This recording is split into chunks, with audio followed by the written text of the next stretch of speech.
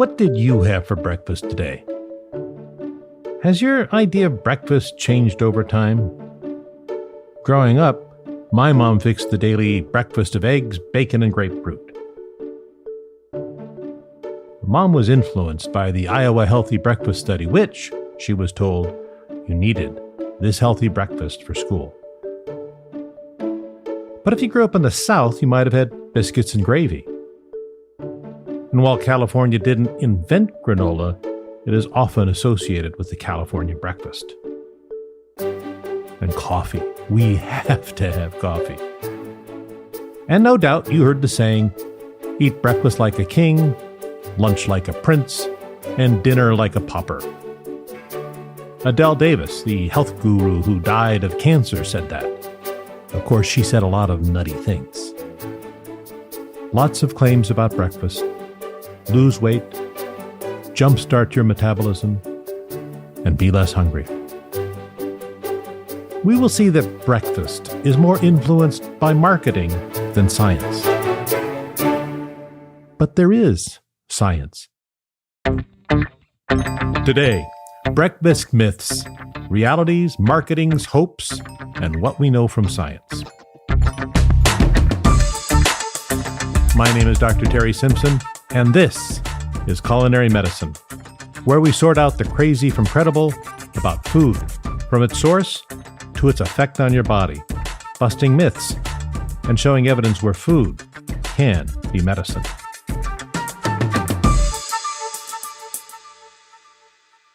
Breakfast, or breaking of the fast, is the first meal one eats after a nighttime of fasting, assuming you slept.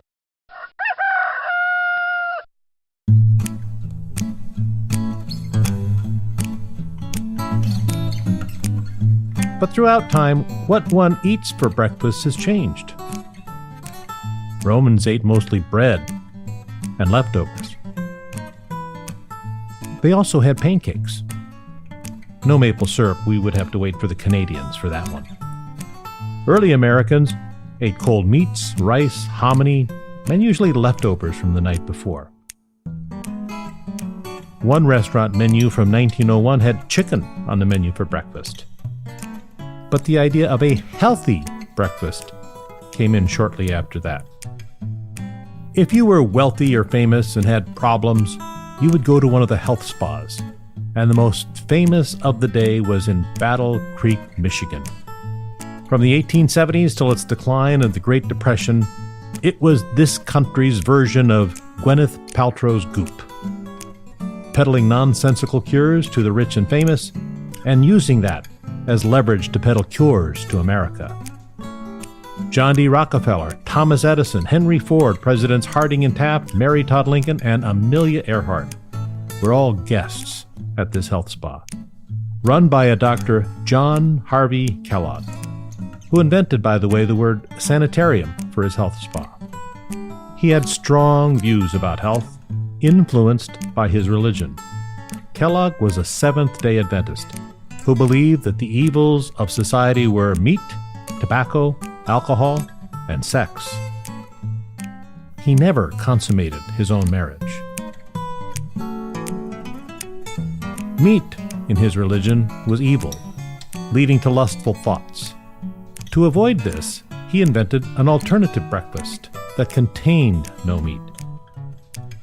He said that this would not only solve the problems of indigestion, or dyspepsia, as many of his clients complained of, but this would be a morning anti-masturbatory meal. And for the record, no one has ever studied that conclusion. His invention, which you know as Kellogg's cornflakes, were made available widely to the public in about 1906.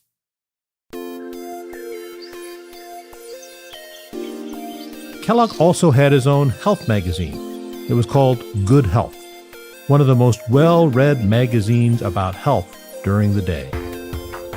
It was that day's version of Prevention magazine, peddling his own version of health, wellness, and nonsensical cures. In his magazine, he was the first to state that breakfast was the most important meal of today. Today's cornflakes have a slightly different recipe than the original ones that Dr. Kellogg invented.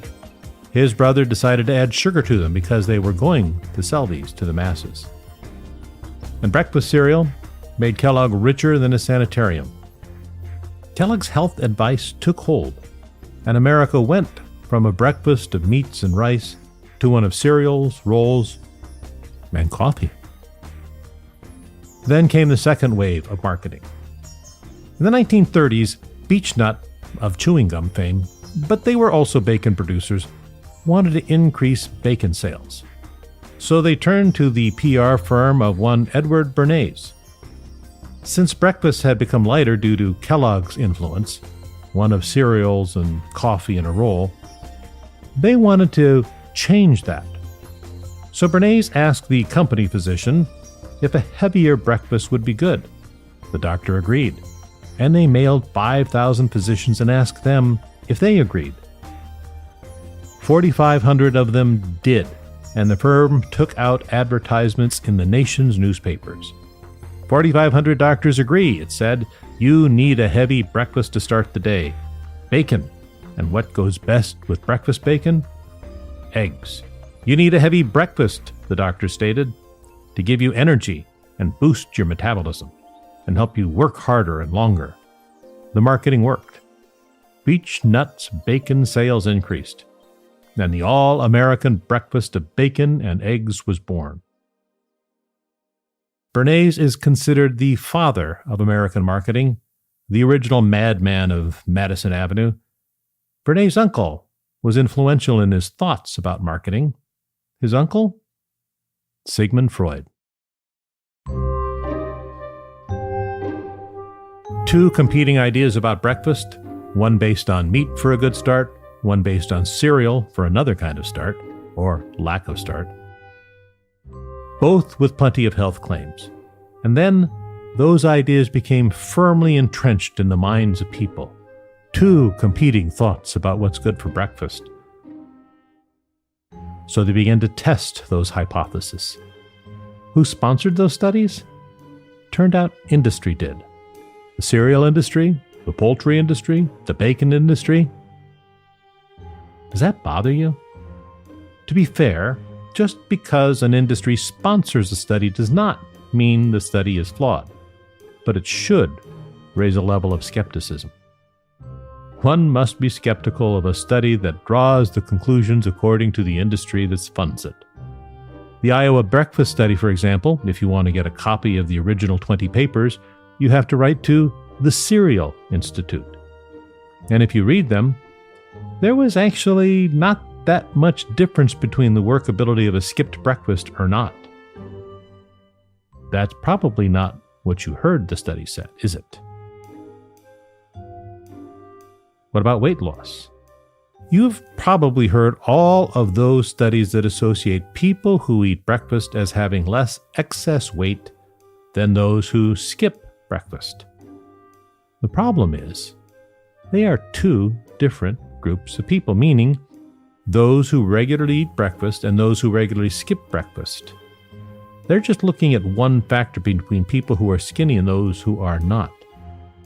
Adding calories if you normally skip breakfast doesn't appear to be a good weight loss strategy.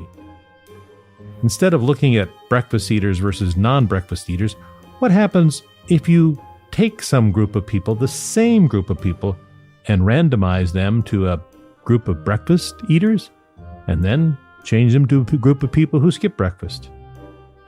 There have been 13 such studies, and what did they conclude? There is no evidence that eating breakfast helps you lose weight. And in fact, in some studies, people who started to eat breakfast gained weight. What a thought. Eat more calories during the day by taking up breakfast, and you don't lose weight. Those studies also didn't look at what is eaten for breakfast.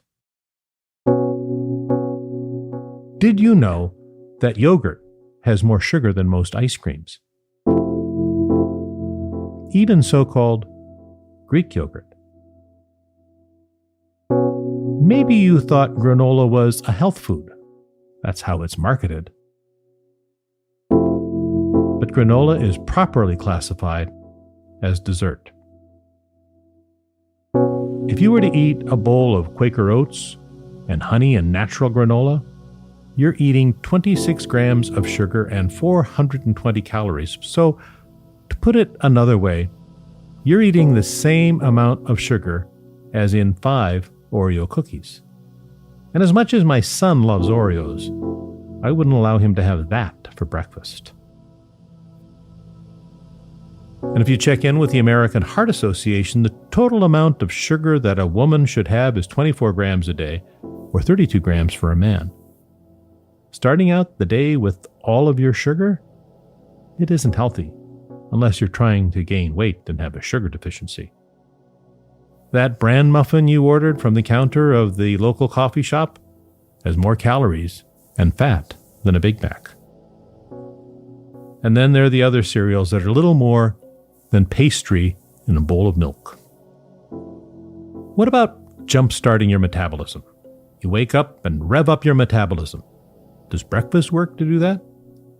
Well, the data is not agreeing with that. Some data about fasting shows no difference in metabolism. Some data show that people who eat breakfast expend more energy, riding a bike, going to a gym, running. But that's those two groups of people. The group of people who ate breakfast tend to be the group of people who ride bikes and are active. So that may or may not be you. But the latest study in people, whether they skipped breakfast or not, had no effect on people who were lean. But what about people who aren't lean? What about people who are a little portly, zoftic? Or let's say people who have metabolic syndrome with insulin resistance. It turns out, eating or skipping breakfast had no difference. Do you eat less if you have breakfast? Well, it turns out that it's kind of up to you. If you are a breakfast eater, maybe. If you're not, then you end up eating more calories by adding the calories of breakfast.